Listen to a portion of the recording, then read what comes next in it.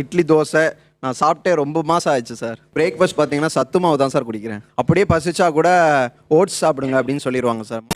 என்னடா சொல்றே? இப்போ சத்துமாவே ஒரு டம்ளர் ஃபுல்லா குடிச்சாருன்னா அதுவே அவருக்கு வந்து ஃபில்லிங்கா தான் இருக்கும். அவருக்கு ஃபில்லிங்கா இருக்கணும், அவருக்கு தானமா தெரியும். அது அவருக்கு ஃபில்லிங்கா இருக்கணும் சார். என்ன கொடுமை சரவணன். ஆஃப்டர்நூன் லஞ்சாவது ரைஸ் குழம்பு இந்த மாதிரி இருக்கும் பார்த்தா தோசை இருக்கும் சார். தோசை சாம்பார் அப்படி இல்லைன்னா தக்காளி சட்னி இருக்கும் சார். அட கன்றாவியே. எந்திரிச்சுன்னு ஏமா இப்படி சாப்பிட்டு வளர்ந்த பையனுக்கு காலையில சத்து மாவு மத்தியானம் வறண்ட தோசையும் கொடுத்தா எப்படிமா சாப்பிட முடியும்? அதுல அவனுக்கு ஒரு டென்ஷன், நமக்கு ஒரு சந்தோஷம், அவ்வளவுதான். அது எனக்கு ஒரு ஆசை. என் ஹஸ்பண்ட் கொஞ்சம் நல்லா ஒரு 4-6 பேக்ஸ் இல்லைனாலும் அட்லீஸ்ட் 4 பேக்ஸ் நல்லா ப்ராட் ஆர்ம்ஸ்ல நல்லா இருக்கணும். இப்போ நான் வாயில நல்லா வருது சொல்ல முடியும். ஒரு பிக்சர் போஸ்ட் பண்றேன் சோஷியல் சர்க்கிள்ல நான் போஸ்ட் பண்ணும்போது எல்லாரும் பார்த்து என் ஹஸ்பண்டை பிரைஸ் பண்ணணும் அப்படின்னு நான் நினைப்பேன். ஓஹோ, கதை அப்படி போகுதா? சார் அவங்க பார்க்கறதுக்காக நான் சத்துமா குடிக்க முடியுமா சார்? நாட்டுல எவனுக்குமே விவரம் பத்தலடா.